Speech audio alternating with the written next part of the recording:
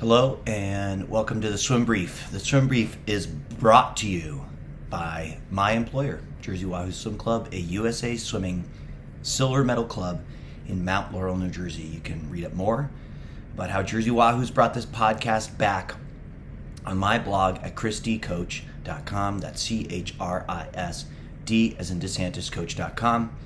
Jersey Wahoo's provides all levels of swimming instruction from learn to swim to national level competition training.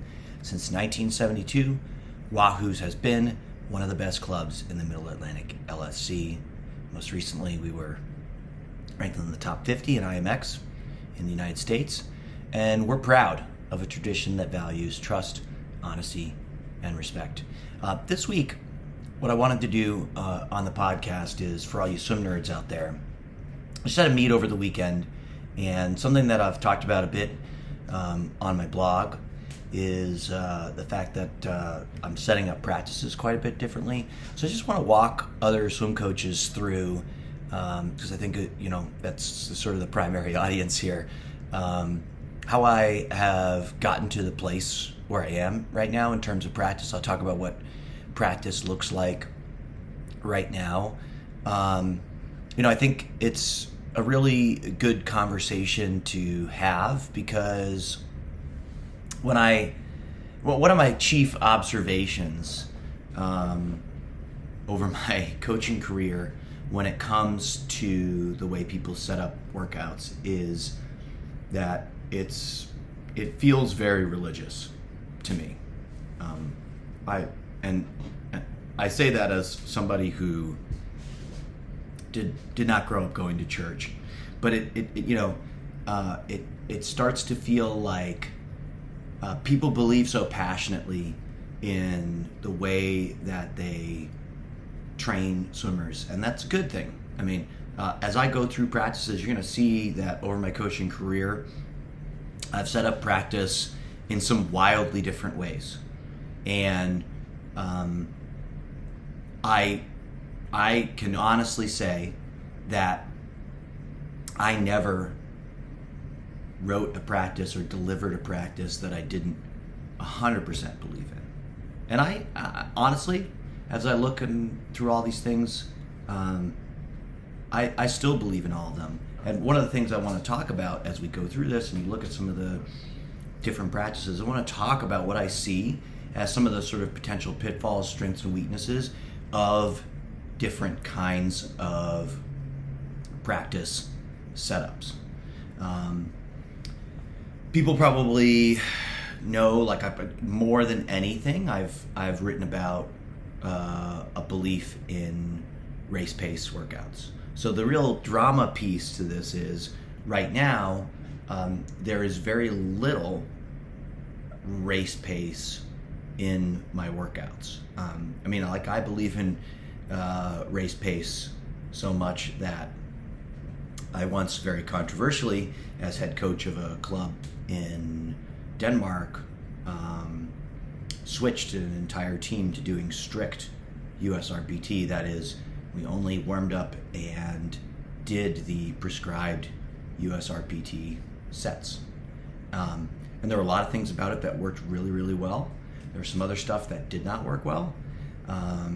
And that was probably a smaller philosophical shift from where I was before that, which was featured, I would say, plenty of race pace swimming, race pace as sort of the main avenue for work and development in any of the practices. So let's just get into, and I'm gonna take it all the way back to the beginning, because I think that the way that you set up a practice is really probably formed first as an athlete.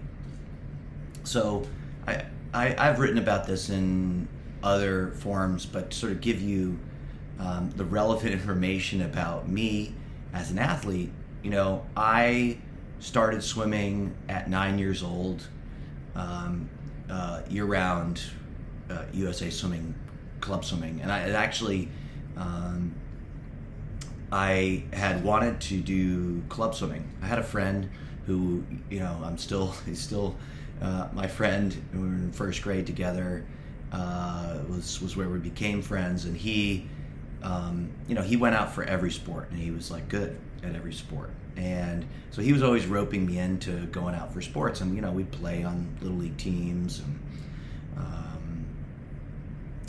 play some basketball at the school and that kind of stuff. And I was pretty awful at all those sports. And at some point he was like, why don't we do swimming?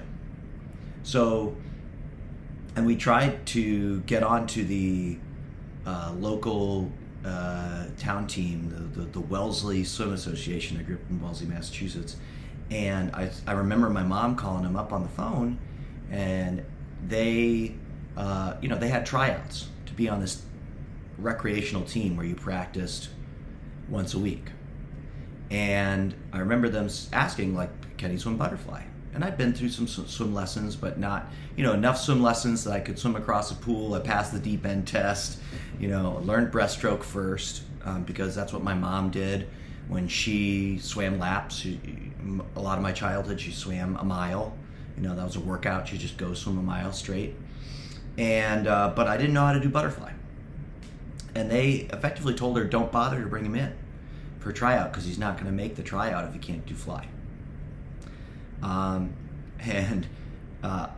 mom told me later, like, she's like, kind of was in a bit of a panic what to do. My kid wants to go swim, and just been turned down on this. And so very kind of inadvertently, she signed me up for a USA Swimming Club, which on which they gratefully offered that they would actually teach me how to swim butterfly.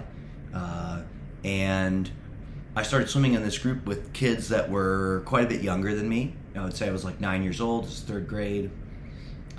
Kids were 7 or 8. I didn't know how to do a flip turn. I remember like a 8-year-old teammate teaching me how to do a flip turn. And I don't think that I really enjoyed it. But in fact, I can remember trying to quit at the end of my first 2 years swimming.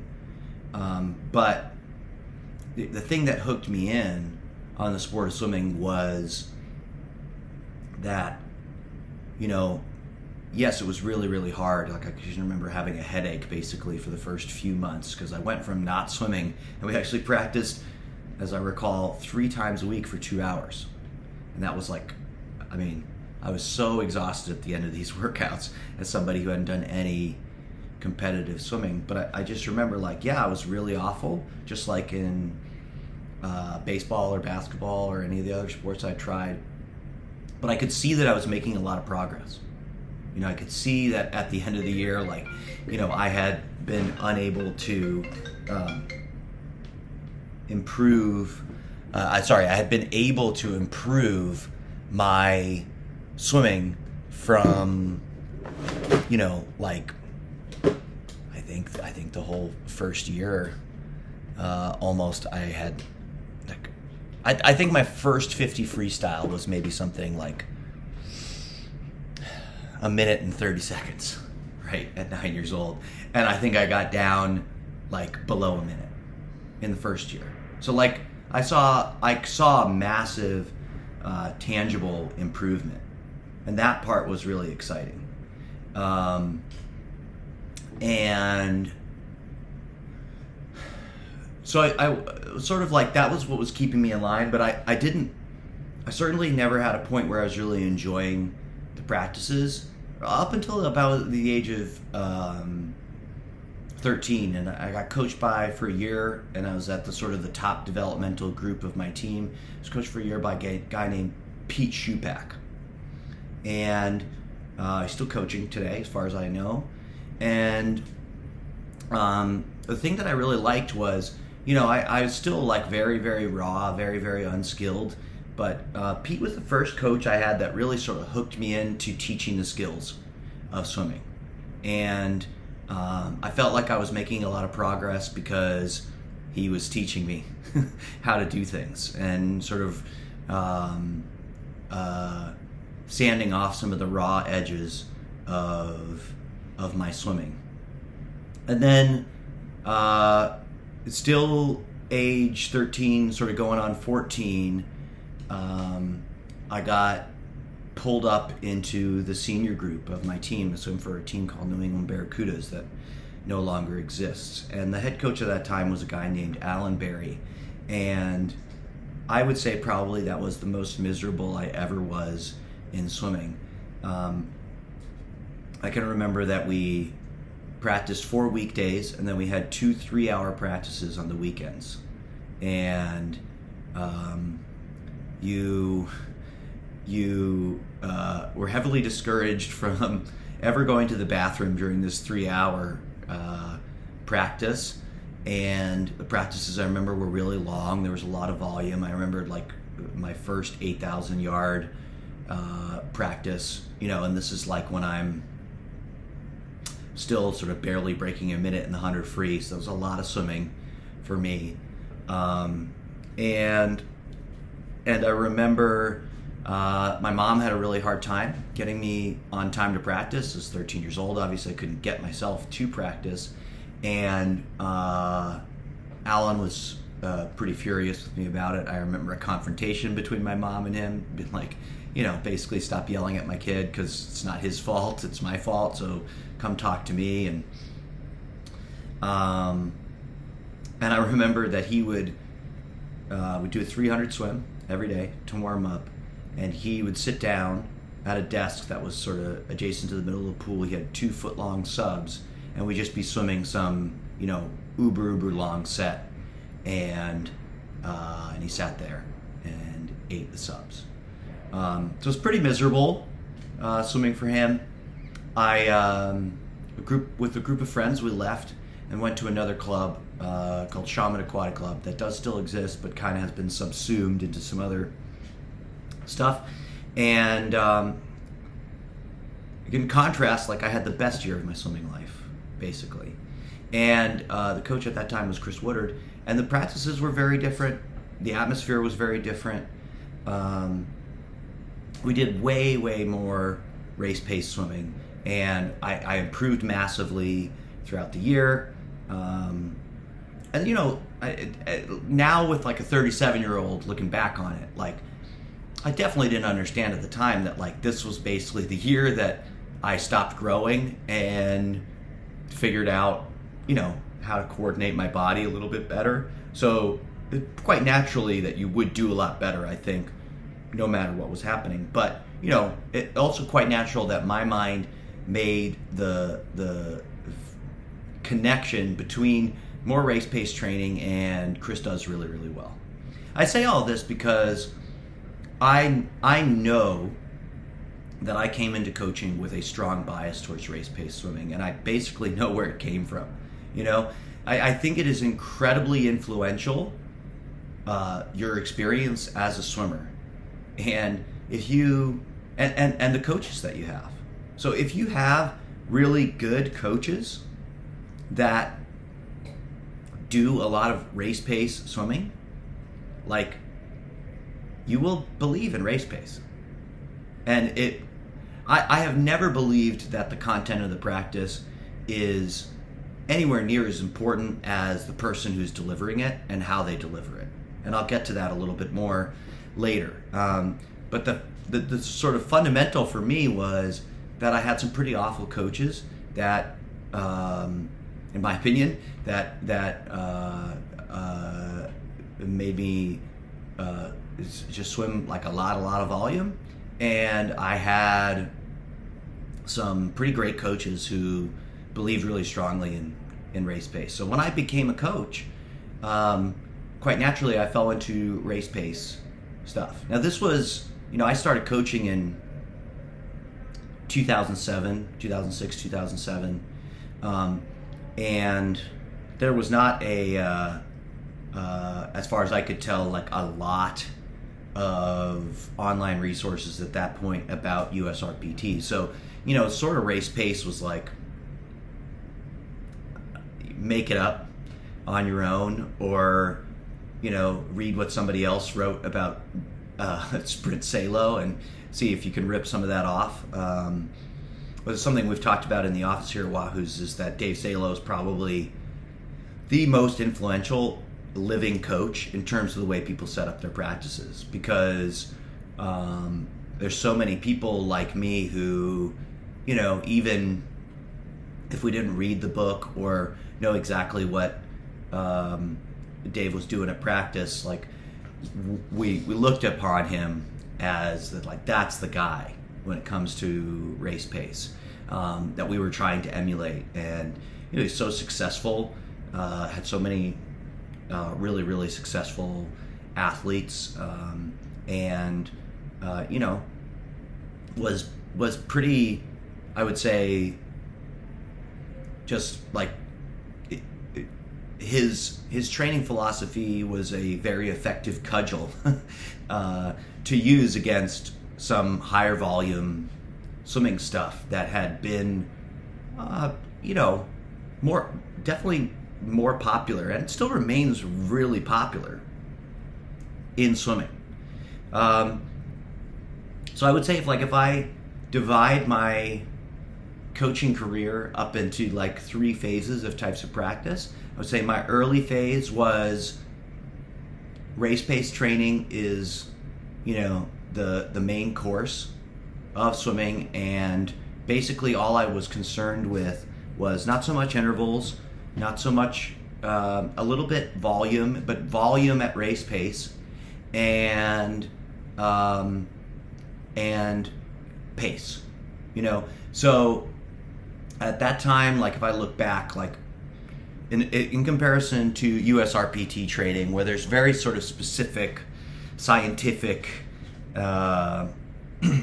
indications of how much you should rest between repetitions, either 15 to 20 seconds, 20 to 25 seconds. I would do a lot of sets where, I just made the interval whatever it took to get kids to swim as fast as I wanted them to swim, So if we had to do 50s on 130, fine. If we had to go up to 140 so that they would actually go at the race pace they had or faster than the race pace they had, that was what we did. I did do some what we would call traditional aerobic sets, but I've just been looking back at them. I've got a bunch of them saved from 2012, where this is my last season coaching at Georgia Tech.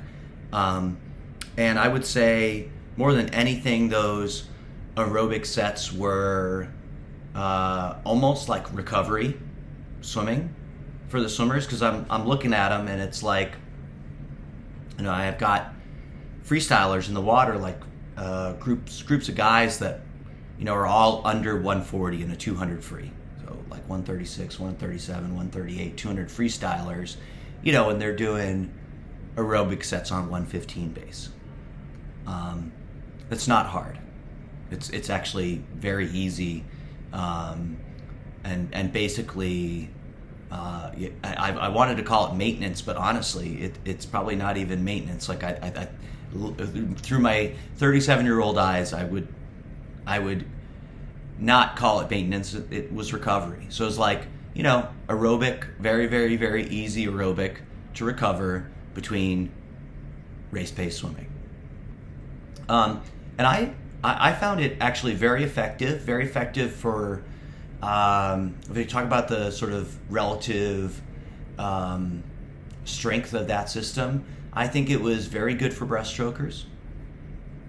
I thought it was pretty good for freestyle sprinters, butterflyers, and very good for yard swimming, even up to 200.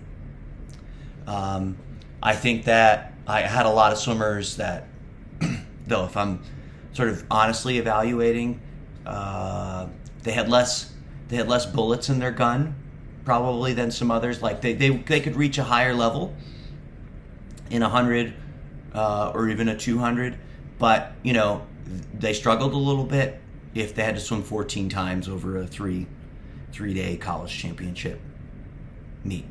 And that's just sort of my honest hindsight reflection of what was doing. So that is to say, like, yeah, maybe they swam faster in 100 fly than they would have if it perhaps had pushed the aerobic volume, some of that sort of base level conditioning a bit. And I had read, by 2012, I had read Jan Olbrecht's The Science of Winning, and I was sort of influenced by it, and I was trying to execute on some of the things, but I was also kind of trying to merge it with what I was already doing. So I wouldn't say that I was sort of strictly following the prescriptions of Olbrecht at that time. And I was coaching a really diverse group of swimmers in the last year there at Georgia Tech. I had people who, their primary event was the 500 free. They didn't do very well in the 500 free, and then breaststrokers and butterflyers and IMers and sprint freestylers. And we jokingly called the group the Empire because, it wasn't really a middle distance group, it wasn't really a sprint group. It didn't have one of those sort of neat names you could give to it. And I would say I ported that style over to Denmark, but I felt in the move to Denmark that I felt pushed to do kind of more aerobic stuff, and part of that was the first team that I coached on. I actually took over for a coach in the middle of the season, and that coach had planned the rest of the year, and I agreed to more or less execute that plan. And I would say that was a relatively high volume plan. Coach Winnie Wildeboer Faber, the wife of Paulus Wildeboer, who was an age group coach at Denmark at that time, and actually she's back coaching in Denmark, and her son is coaching as well. And writ large in Denmark, it seemed like people were doing just like a lot of people were doing what I would term high volume. Now, everybody's probably got a different definition for high volume. This would be a good time for me to define this. I know that, like, for some people, like, high volume is the only way you can be high volume is like if you're Dick Schulberg in the 1980s and you're doing over 100,000 yards a week. Okay, that's not my I think that's a pretty extreme definition of high volume. So for the purposes of this podcast, I'd say high volume is something like, if you've got people swimming around 20 hours a week, somewhere between 70 and 80,000 yards. And I would say I introduced more aerobic swimming when I was coaching in Denmark. Part of that was, too, I had younger swimmers. So somewhere in my mind, I knew that there was just more potential for improving them with a little bit of that they were in a different developmental stage than the college kids I've been coaching in the U.S. And I also, I guess I was influenced by the coaches that were around me. So I would say more of my practice became sort of base level aerobic swimming. It still was a little bit more about maintenance and less about development. Race pace was still probably the main feature. And then, as I said earlier, I made a pretty dramatic shift at the end of my time in Denmark. I had been reading about USRPT, and I kind of thought, like, here's something that matches up with what I, the way that I wanted to train swimmers, but, had some more clearly defined, like, set of rules, like a more clearly defined framework to work in. And I just thought it was really good, and I spent a long time sort of contemplating it before I tried it. And I knew people that were coaching that had also tried it and felt really confident in it. And so I basically, for my last season full-time coaching in Denmark and then a couple of high school seasons back here in the US, I had these sets of 3-month periods where I was running USRPT. And I was running it really strictly. Like, I'd get everybody warmed up on land. We'd get in, some like 100, and then we'd be doing race pace sets. And we would take 5 to 10 minute breaks between sets, 2-hour practice, try to get 3 or 4 race pace sets in. And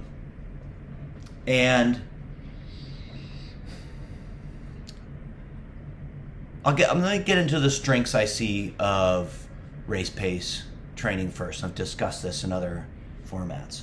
I think that the specificity of it is a huge strength in terms of like the training is very clearly adaptable to whatever level the swimmer is, and you can get swimmers at wide ability levels. Like in the group that I coached in Denmark, I had somebody who, went 53 long course and 100 free, and somebody that went 107. And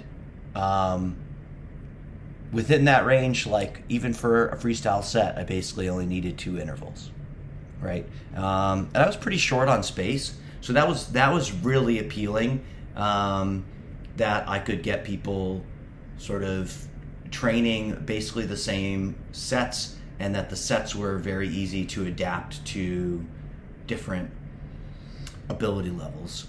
I thought that when done, here's the thing I've always thought about race pace, and a much wiser person than me, Milton Helms, put this. He always knows how to put things succinctly and really appropriately. I thought physiologically the training was incredible. Like in the kids that executed on it the best, I thought they were really, really fit and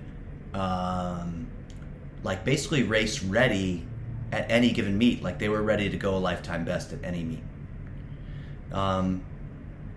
But back to what Milt said, I think that race pace training is basically physiologically perfect and almost impossible to execute properly, and especially over time. So what I saw was there was kind of an initial boost with quite a few athletes, but over time it got harder and harder for them to continue to execute on it. And part of that is because I think race pace training is probably mentally the most demanding way to train.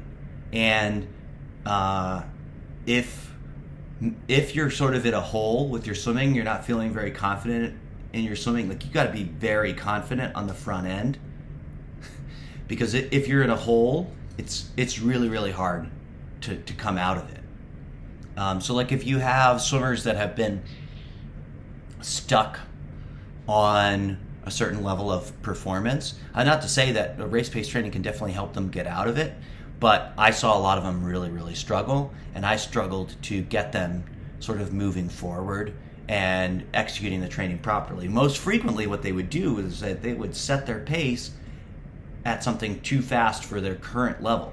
So they were swimming they were swimming slower in meets than they had previously, but they were setting their race pace times to their lifetime best, and then they weren't getting enough volume. That's a completely underrated part of race pace training, is that volume really matters. I mean, and if you read like the USRPT stuff, like that's actually very obvious that the volume really, really matters. You need, if you want to do it properly, you need to get a certain volume where you won't get, as Rashal describes it, a training effect. So like, one of the race pace sets, the race pace prescribed set for 100s, 30-25s. If kids are setting their pace so fast that they reach 3 failures, and which in strict USRPT you're supposed to stop, and they reach three failures every time at 15 or 16 25s, they're not getting enough volume to improve. They're not going to get a training effect. And so the other thing I saw with that was if you do USRPT, I would say it will completely alter the playing field on your team for who's going to be successful. And I'm trying to put that really neutrally. Like, there will be people who, in a sort of more traditional aerobic or even more traditional race-pace-based program, who were doing really, really well, who all of a sudden it just does not really work for them. And there will be people who were really, really struggling that will thrive under race-paced training. So, I think that's something to consider when you're setting up your practice is, do you want to just turn over the whole apple cart of your team? Because that's what ended up happening for me. And so that's sort of what I reflect on. And I think for the, I don't think in a club setting or even a college setting, I would do strict USRPT again. I think if I was coaching a high school team again, and I had a 3-week season, and I think if you're coaching a high school team, you have to build your practice around the kids that are only doing high school swimming. You've got kids that are on your high school team that train primarily at another club. Your job is to provide those kids with the opportunity to compete in high school swimming because it's fun and they get to be with the kids from their high school. I just think, they should be, their primary training modality should be back in their clubs. I believe this when I was a high school coach as well, so I'm not like, now a club person saying this. But for the kids, for kids that have a 12-week season or a 10-week season or whatever, USRPT is really good at getting kids up to speed right away in, hundreds of stroke, 50, 100 freestyle, which is incredibly important in high school swimming. Like, 200's not that important. Yes, like if you want to have a complete team, you're going to have somebody swim a 200 free, somebody swim a 200 IM, somebody swim a 500 free. No doubt. But high school has 3 sprint relays, has all those hundreds of stroke, has the 50 and 100 free. So sprinting is probably nowhere more important. It's more important than college. And that sort of brings me to another point is I think, as I said, USRPT, I think physiologically, great training. I think when done, as I said, almost impossible to execute correctly. I think when done improperly, at 80% the way you're supposed to do, it helps a lot more with your shorter races. You feel the lack of training effect more as the races get longer if you're not doing it exactly the way it's meant to be done, hitting the proper volumes, etc. So that's another reason why I think it's very good for that setting, because if you miss with kids in the 500, but you hit with a bunch of kids that didn't quite do it right in the hundreds of stroke 50 and 100 free high school season, it's going to be pretty good for you. So I was doing that. Now sort of want to see if I can smoothly transition to what I'm doing now, which I say honestly, I consider the way I set up practice now high volume. And if you go back to my earlier definition of high volume, I'm going to talk about what some of the strengths of that are and why I'm doing it now. Like for instance, last night, I coached an hour and a half practice. We got up to almost 6,000 yards. We were 5,800 yards.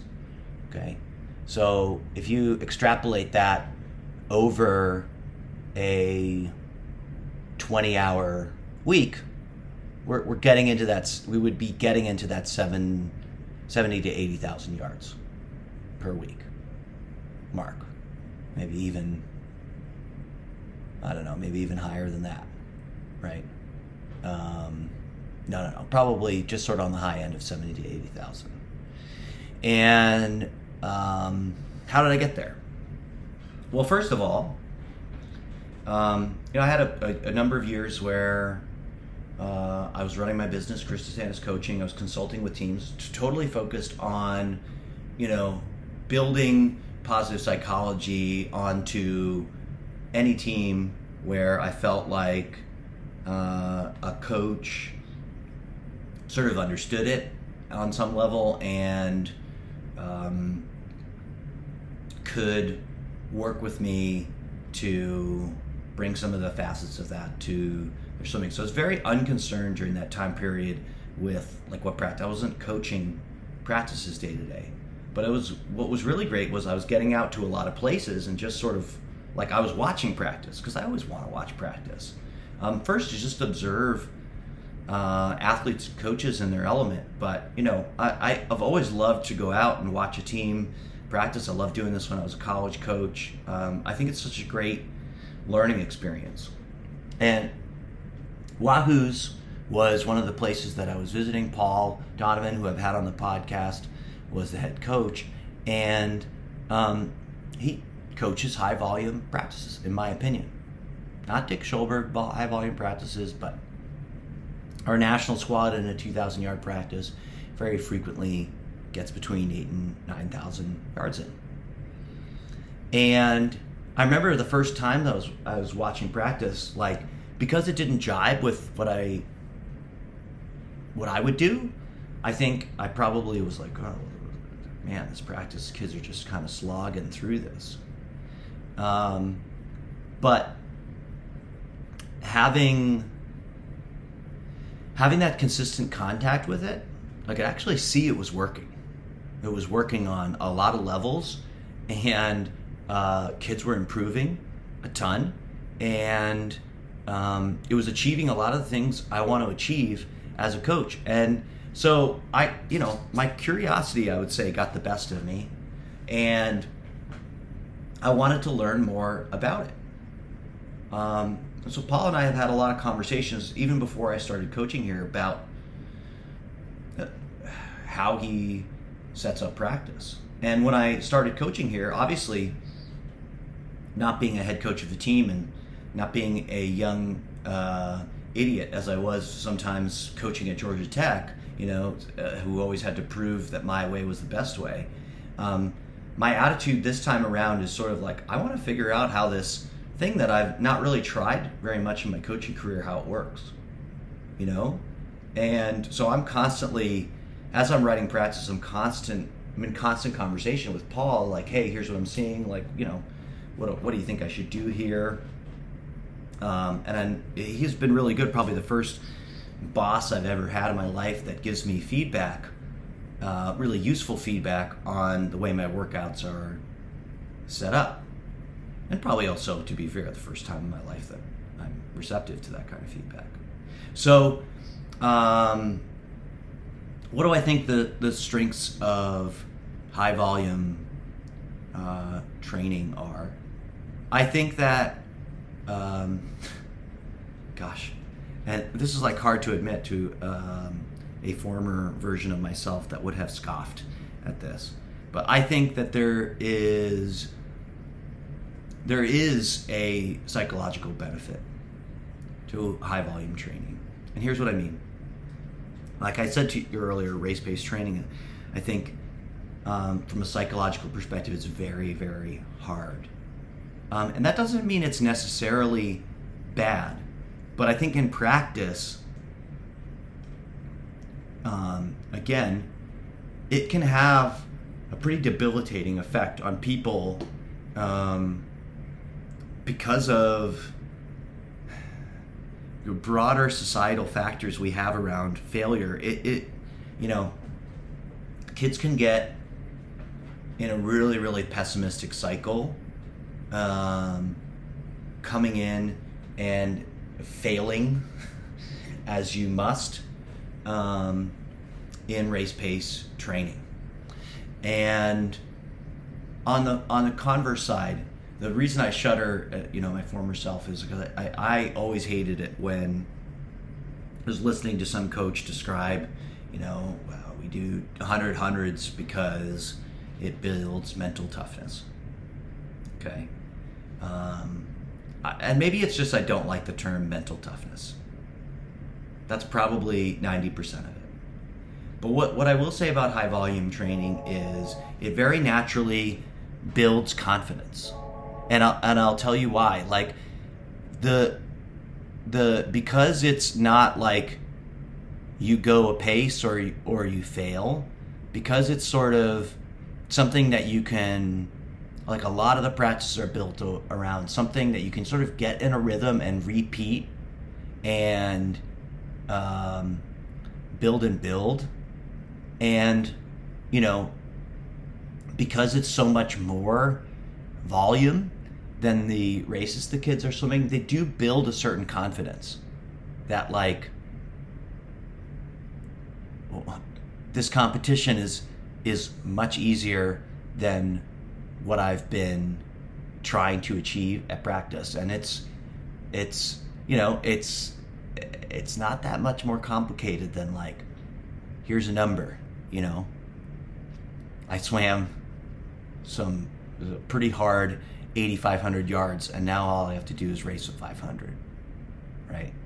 I think also, when you're dealing with less experienced athletes than college kids, which is what I coach now. The group that I coach is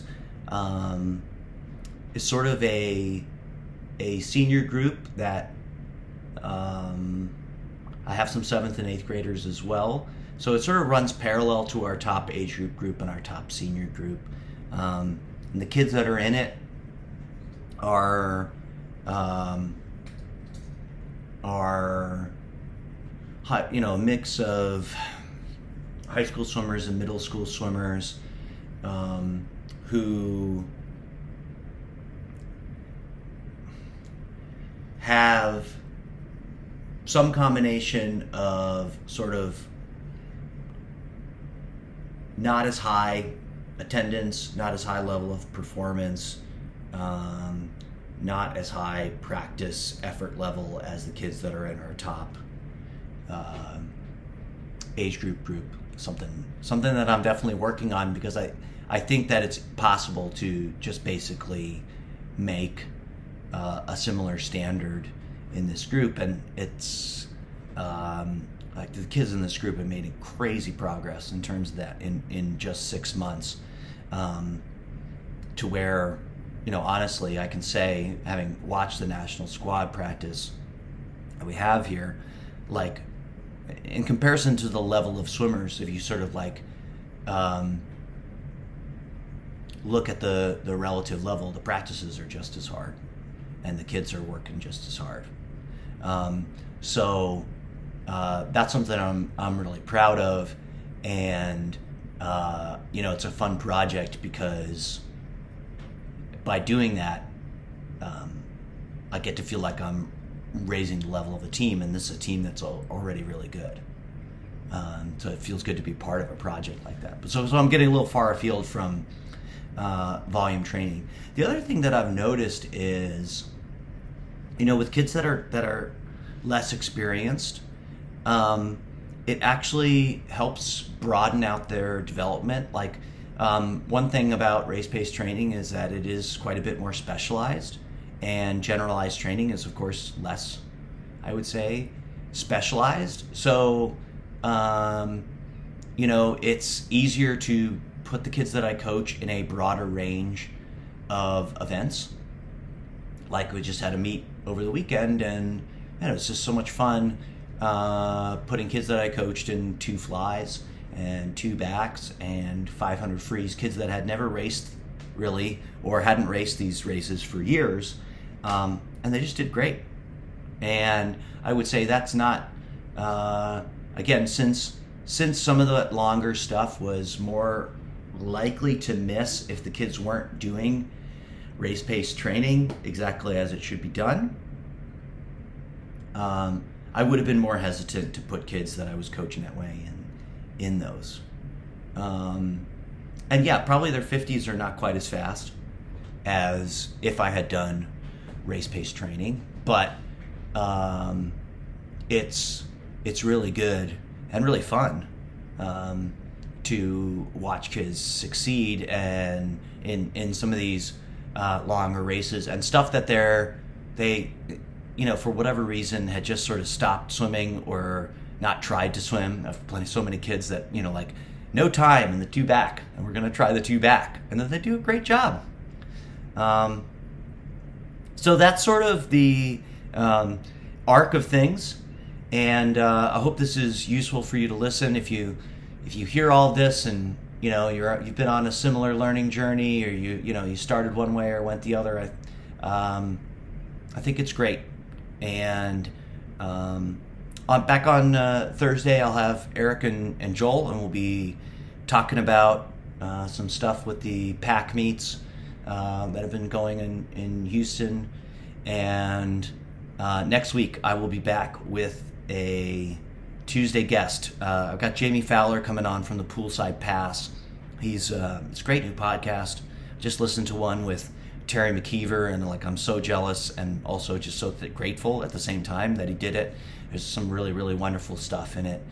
So I look forward to talking to him and figuring out what his deal is and how he's learning about all these great coaches.